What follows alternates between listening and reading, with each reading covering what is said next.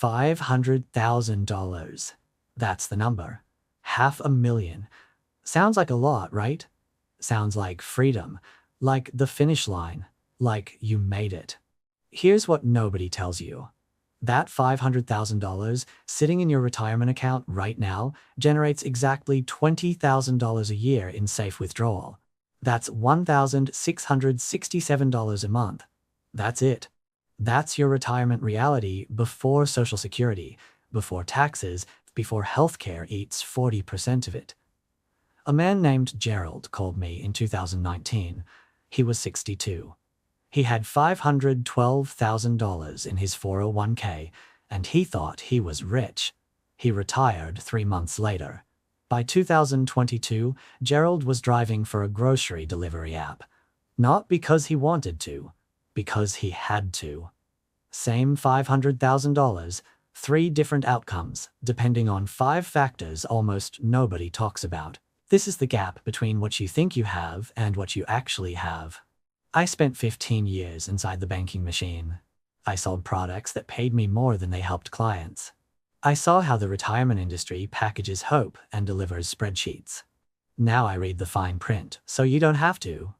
Today I'm going to show you exactly what $500,000 buys you in retirement, why the financial industry keeps lying about it, and the 5 factors that determine whether you're sipping margaritas or eating ramen. This gets weird. Before we dive in, I've built a free early retirement calculator because most online ones are mathematically wrong. It uses BlackRock and Vanguard logic to expose the weak points in your plan. I only ask for your email to send the report, so I don't store any of your financial data. Link in the description. Here's the central metaphor I want you to lock in your brain. Your retirement savings is not a pile of money. It's a goat. A specific kind of goat. A goat that produces milk. The milk is what you live on. The goat itself? You never touch the goat. You only drink the milk. $500,000 is your goat. The milk is $20,000 a year. $1,667 a month. The entire retirement industry has convinced you to focus on the size of your goat while completely ignoring how much milk it actually produces. And here's where it gets brutal. The goat gets sick. The goat ages. The goat sometimes stops producing milk for entire years. And there's a wolf called inflation that makes every gallon of milk worth less every single year. This goat metaphor is going to keep coming back because once you see a retirement as a milk production problem rather than a pile of money problem, everything changes. Let me tell you about the 4% rule, which is either the most brilliant retirement hack ever discovered or a ticking time bomb dressed up as wisdom.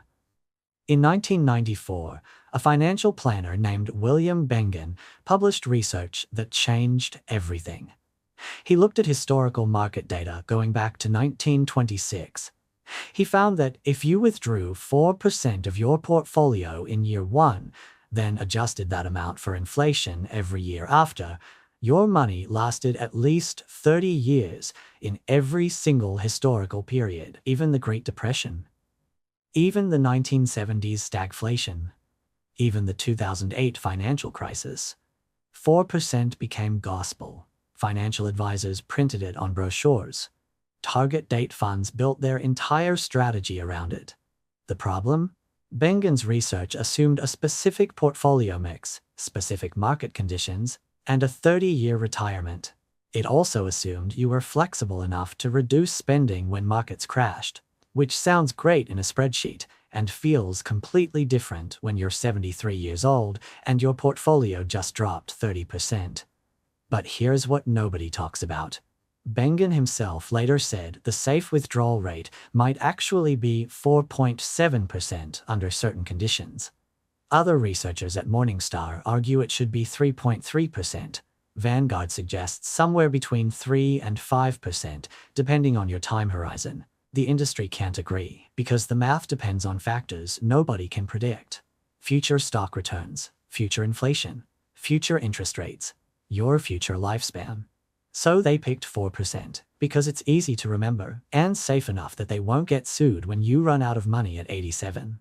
Now you're asking yourself, okay, so what does $500,000 actually give me?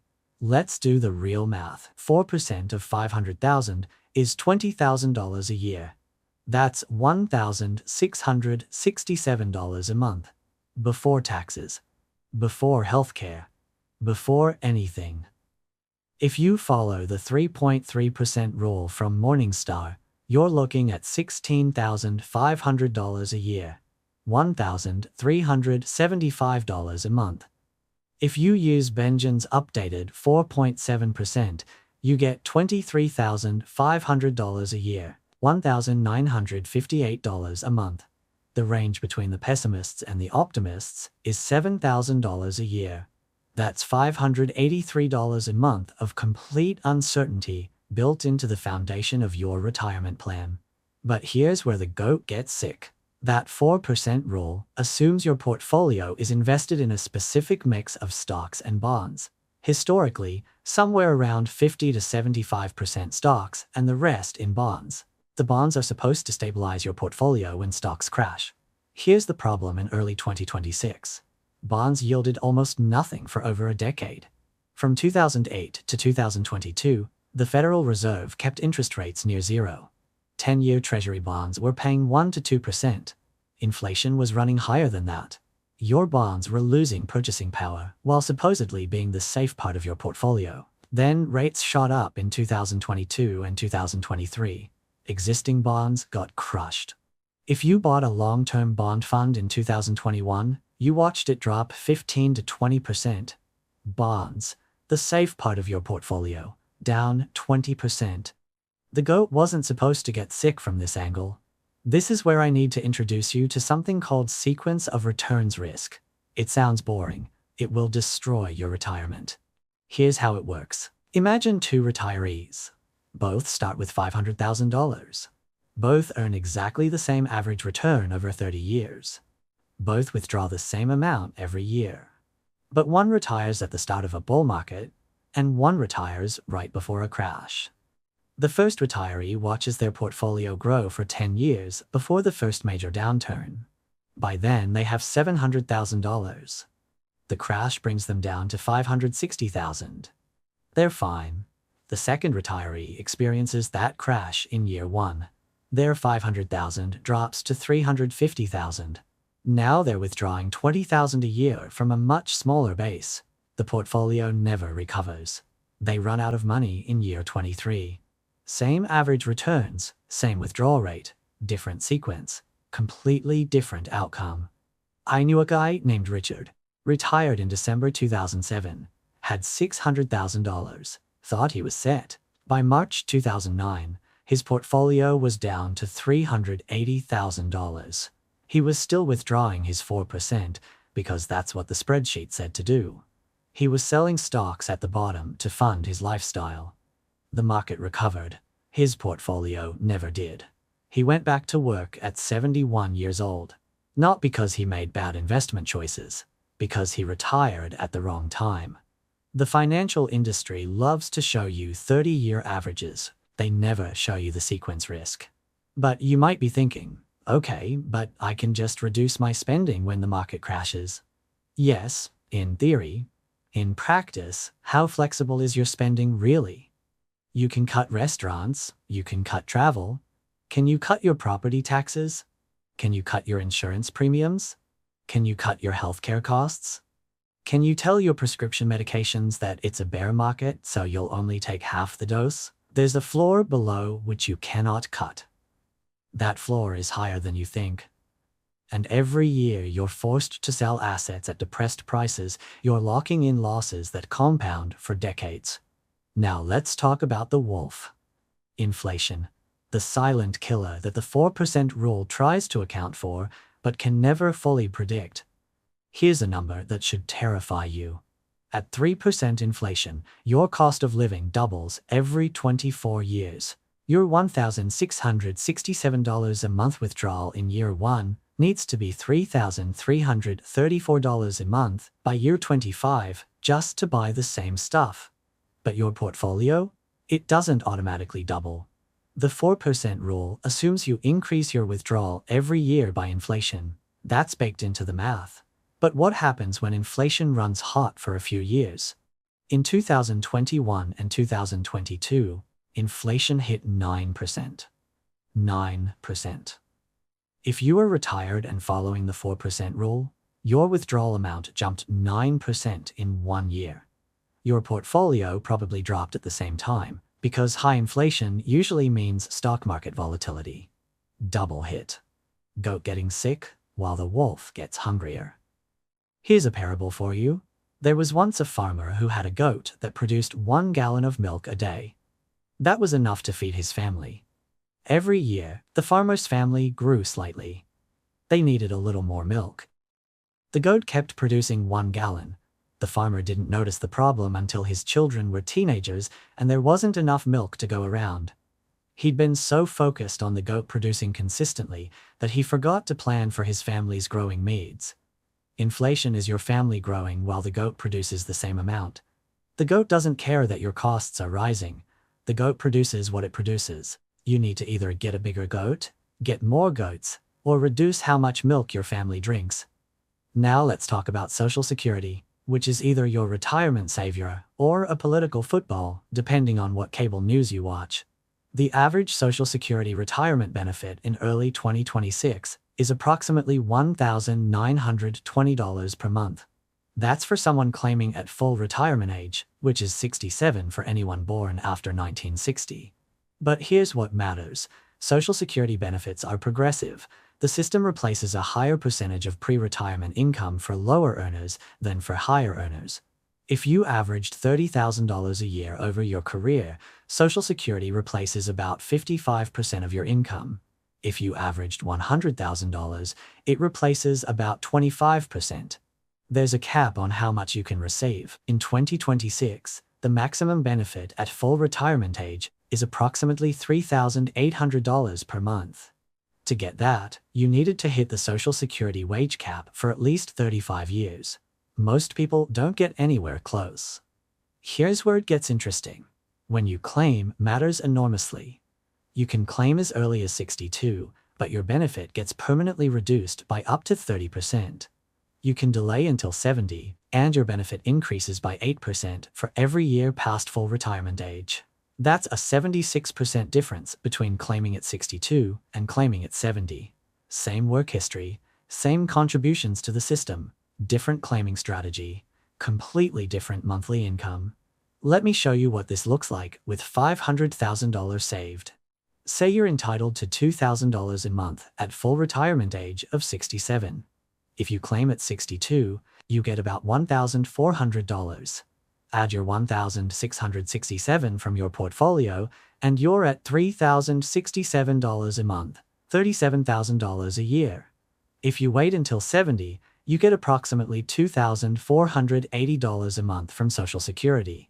Add your portfolio withdrawal, and you're at $4,147 a month, $49,700 a year. Same work history, same savings. $12,700 a year difference. That's over $1,000 a month just for waiting 3 years.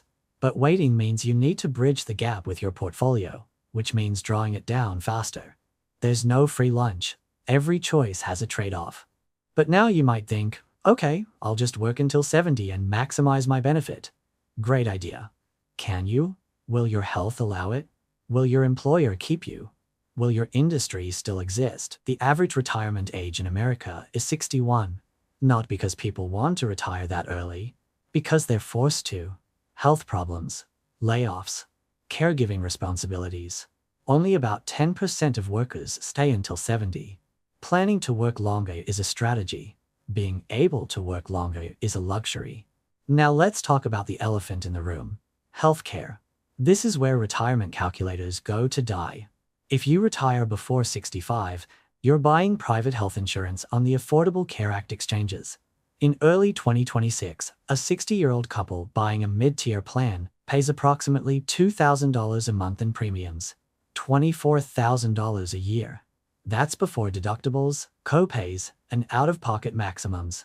A decent plan might have a deductible of $3,000 per person and an out-of-pocket maximum of $9,000 per person. If both spouses get sick in the same year, you could be looking at $42,000 in healthcare costs on top of your premiums. That's $66,000 total. Your $500,000 portfolio, using the 4% rule, generates $20,000 a year. Healthcare alone could eat more than 3 times your safe withdrawal rate. This is why most financial advisors tell clients not to retire before 65. Medicare kicks in at 65 and changes the math completely. Medicare Part B costs approximately $185 a month per person in 2026. Part D drug coverage averages around $50 a month. A Medigap supplement to cover what Medicare doesn't runs another $150 to $250 a month, depending on your plan. Dental, vision, and hearing coverage might cost another $100 a month. Total for a couple?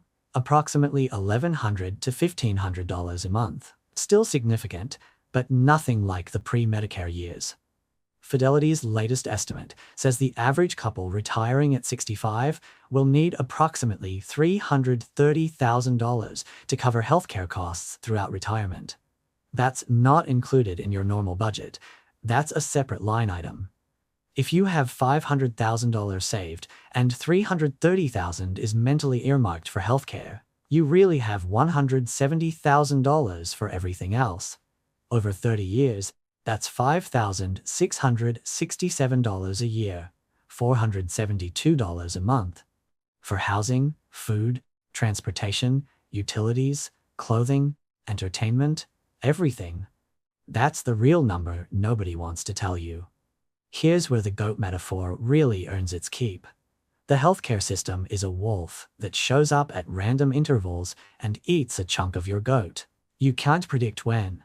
You can't predict how much. But you know it's coming. The industry sells you insurance, which is basically paying someone else to guard your goat. But the guard sometimes lets the wolf through, and sometimes the guard charges you more than the wolf would have eaten. Healthcare in retirement is not a budget line item. It's a whole separate goat that needs its own milk production strategy. Now I want to tell you about the 4 factors that actually determine whether $500,000 is enough. I call them the 4 levers, because they're the only things you can actually control. Everything else is just accepting what the market gives you. Lever number 1 is location. The cost of living difference between Manhattan and Mobile, Alabama is not 10 or 20%. It's 300%. A 1-bedroom apartment in New York City costs $3,500 a month. The same apartment in Mobile costs $850. That's a $31,800 annual difference. Over 30 years, that's $954,000, more than your entire starting portfolio, just from where you choose to live. I knew a woman named Patricia who retired with $480,000 and moved from San Diego to a small town in Arkansas. Her housing costs went from $2,400 a month to $675. Her property taxes went from $6,000 a year to $1,100. Her grocery bill dropped by 1/3. She didn't change her lifestyle, she changed her coordinates. Same goat, way more milk. But you might be thinking, I can't move. My family is here, my friends are here, this is my home. Fair enough, but understand the trade-off. Every dollar you spend on location is a dollar you can't spend on anything else. You're not just paying for proximity to family, you're paying with years of retirement security. Maybe that's worth it to you, maybe it's not. But you should make that choice consciously, not by default. Lever number 2 is debt. Specifically, whether you have any. A $500,000 portfolio supporting a debt-free lifestyle is fundamentally different from one supporting mortgage payments, car payments, and credit card minimums. Let me show you 2 scenarios. Scenario A. You own your home outright, have no car payment, and carry no consumer debt. Your fixed monthly expenses are $2,000. Scenario B. You have a $1,500 mortgage, a $400 car payment, and $300 in minimum credit card payments. Same lifestyle costs, plus $2,200 in debt service. Your monthly nut just went from $2,000 to $4,200. Your $20,000 annual withdrawal now covers 5 months of expenses instead of 10. Same portfolio, half the security. Here's a question I get constantly. Should I pay off my mortgage before retirement? The math says maybe not. If your mortgage rate is 3% and you can earn 7% in the market, you come out ahead by keeping the mortgage and investing the difference. But that assumes you actually invest the difference, assumes markets cooperate, and ignores the psychological benefit of owning your home free and clear. A paid-off house is a goat that doesn't need to be fed. It reduces your monthly milk requirement. It gives you flexibility in down markets. It's one less thing that can go wrong. I've never had a retired client tell me they regretted paying off their mortgage. I've had plenty tell me they regretted not doing it. Sometimes the mathematically optimal decision and the psychologically correct decision are different. Choose wisely. Lever number 3 is your spending flexibility. The 4% rule assumes you withdraw the same amount every year, adjusted for inflation. But researchers have found that retirees who reduce their withdrawals during market downturns significantly improve their odds of portfolio survival. This is called dynamic spending. The concept is simple. In years when your portfolio is down, you spend less. In years when it's up, you spend more. The problem? You need actual flexibility in your budget to pull this off. If 80% of your spending is fixed costs like housing, insurance, and healthcare, you can't cut enough to matter. The most successful retirees I've seen have a core budget and a discretionary budget. The core is non-negotiable. The discretionary is flexible. They might take a big trip one year and a small trip the next. They might eat out twice a week or twice a month. They adjust based on what their goat is producing. Lever number 4 is your time horizon. Not just how long you'll live, but how long you'll need your money to last. Retiring at 55 means your portfolio needs to survive 40 years. Retiring at 70 means 20 to 25 years. That's a massive difference in sustainability. A 4% withdrawal rate has historically failed about 10% of the time over 30-year periods. Over 40 years, the failure rate jumps to around 25%. The longer your retirement, the more conservative your withdrawal rate needs to be. But there's a paradox here. The longer you work, the shorter your retirement. But also, the more years you have to save. And the fewer years your savings need to support you. Working 3 extra years can increase your portfolio by 30 or 40% through additional contributions, continued growth, and delayed withdrawals. It's the single most effective lever most people can pull. Now let me tell you about something I call the Retirement Mirage. This is the gap between the number you see on your statement and the number that actually belongs to you. $500,000 in a traditional 401k or IRA is not $500,000. It's $500,000 minus taxes. If you're in a 22% federal tax bracket, plus state income tax, you might keep 65 to 70 cents on every dollar you withdraw. Your $500,000 is really $325,000 to $350,000 in after-tax spending power. The government owns a chunk of your goat, and they collect when you need milk. Here's another mirage. Inflation isn't included in most retirement projections. Your $500,000 in 2026 will have the purchasing power of approximately $375,000 in 2036. And $280,000 in 2046. The number stays the same. What it buys shrinks every year. The industry shows you nominal returns because they look better than real returns. Your statement shows gains. Your purchasing power might be declining. The goat looks healthy. The milk is getting watered down. Now, I want to give you a specific case study. Everything I've been talking about distilled into one real-world scenario. Meet Margaret. She's 62 years old, newly retired as of early 2026. She has $520,000 in a traditional IRA. She owns her home outright in a medium-cost suburb of Chicago. No mortgage, but property taxes of $6,000 a year. She has no other debt. Her Social Security at 62 is $1,400 a month. If she waited until 67, she'd get $1,900. If she waited until 70, she'd get $2,350.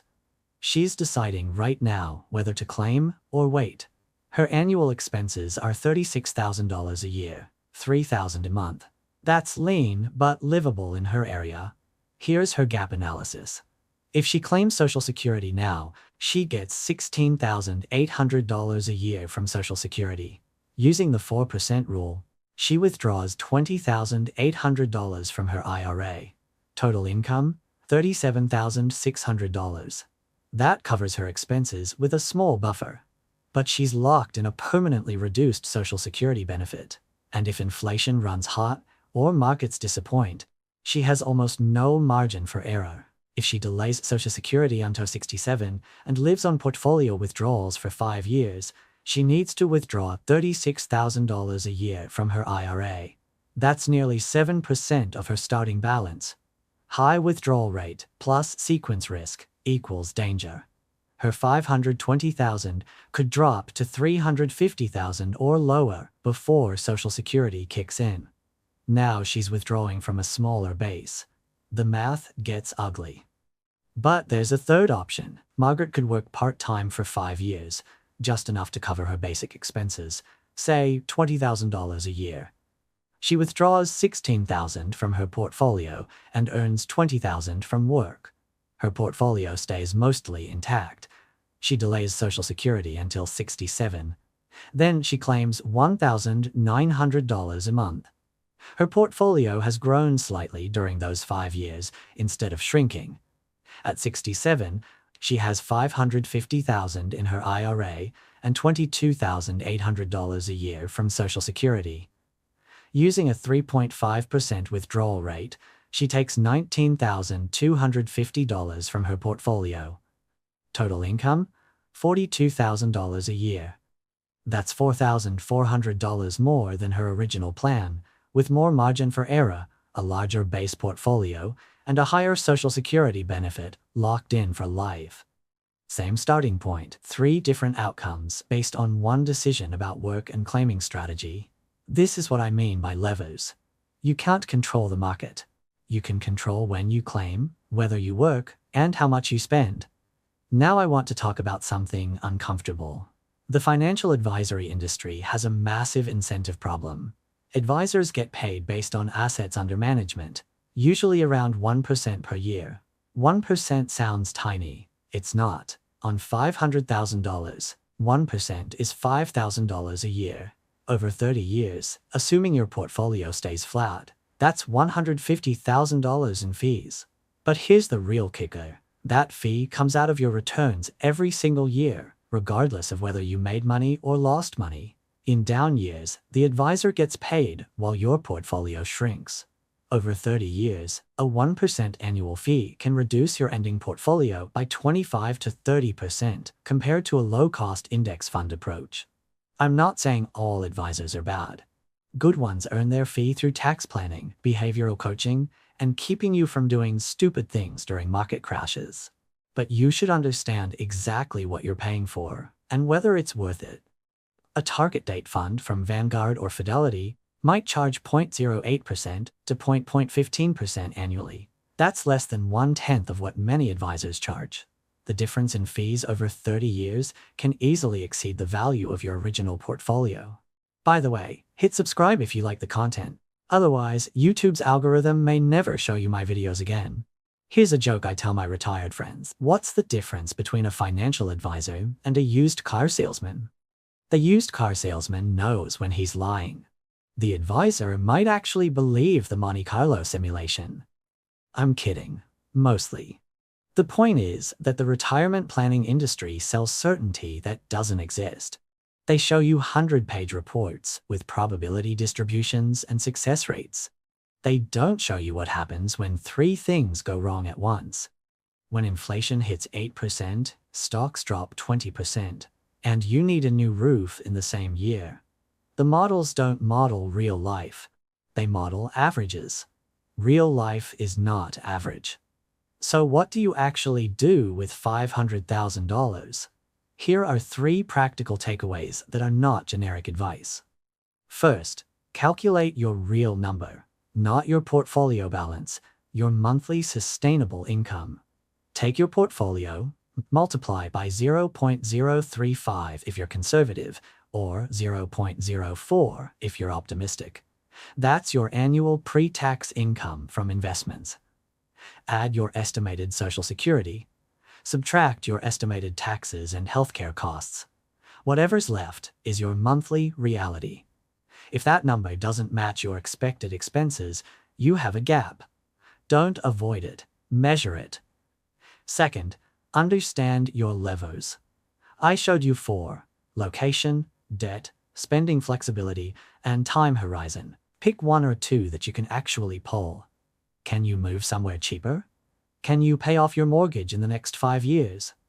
Can you add a year or 2 of part-time work? Small changes compound into massive differences. Third, build a buffer. The 4% rule fails when you have no flexibility. Your buffer can be cash, it can be a home equity line of credit, it can be the ability to work seasonally, something that lets you avoid selling stocks at the bottom. 2 to 3 years of expenses in safe, liquid assets. That's your insurance against sequence of returns risk. That's the fence that keeps the wolf away from your goat. $500,000 is either plenty or nowhere near enough. The difference isn't luck. It's the 5 factors we covered and the 4 levers you can pull. Social Security timing, healthcare costs, inflation, location, debt, time horizon. These are the variables that matter. Not whether you picked the perfect mutual fund. Not whether you timed the market. Not whether you bought crypto in 2017. The boring stuff determines everything. And that's actually good news, because you can't control the S&P 500. You can control when you claim Social Security. You can control where you live. You can control your debt. You can control your flexibility.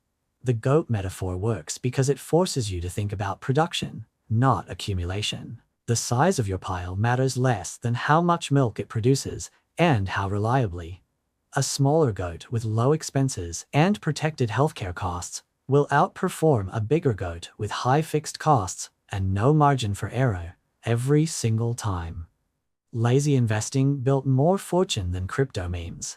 The people who win at retirement aren't the ones who found the perfect stock or timed every crash. They're the ones who controlled what they could control and built systems that don't require them to be right about everything.